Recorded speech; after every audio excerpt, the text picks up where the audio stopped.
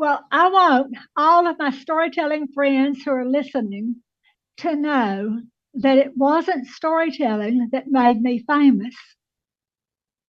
When I finished high school, I was my class's Betty Crocker Homemaker of the Year.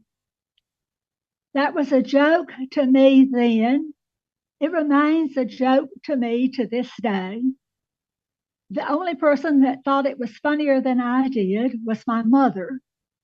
The home ec teacher was not the least bit amused. But as unhappy as she was, I still got my picture in the paper and I got the Betty Crocker homemaker charm. Just so you'll know how unsuited I was for that title, it wasn't until I started rehearsing my story for tonight that I remembered that you do not bake fudge. My mother was one of those cooks who couldn't stand to have anyone in her kitchen. So it wasn't until I had finished college and had my first adult job and was living on my own that I learned to cook anything besides scrambled eggs. But over the first few months of living on my own with lots of phone calls to mama and studying my cookbook, I did learn to cook. After a few months, I decided that I wanted to make some fudge. So I pulled out my Betty Crocker homemaker cookbook, found the recipe for fudge, followed the instructions to the letter. That first batch of fudge was delicious. It was as good a fudge as I have ever eaten before or since. A few months later, I decided I wanted to make another batch of fudge.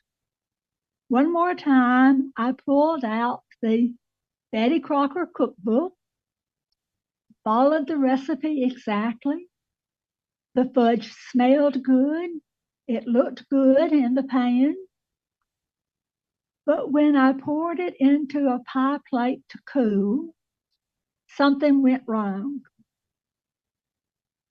After it had time to cool, I went back in the kitchen to cut myself a piece. And I couldn't even scratch the surface of that fudge with that knife. I was just using an ordinary table knife, so I got out my butcher knife. I couldn't cut the fudge with a butcher knife. Being me, I just left the plate of fudge on the kitchen table. I guess I thought that the humidity from the kitchen would soften the fudge eventually. It didn't. I guess it was the next day that my neighbor, a man I was crazy about, wandered into my kitchen, picked up a knife, and tried to cut a piece of fudge. He couldn't scratch the surface either. He put the knife down, and tactful soul that he is, he suggested that he could just get something to eat later on. He stayed a while, and then he left. A day or two later, I tried soaking that pie plate in hot water, boiling hot water. The fudge didn't budge, and I threw eventually the pie plate and the fudge in the trash. Now, usually when people tell stories about disastrous dates or such as that, they end by saying, and he and I have been happily married for 45 years. Well, that didn't happen. My neighbor continued to wander in and out of my kitchen for several months. And then after he moved to another town, he wandered in and out of my life for a year or two before he married someone else, and I'm told was quite happy. As for me, I've been happy too. I still have that Betty Crocker charm, and it makes me laugh every time I think about it.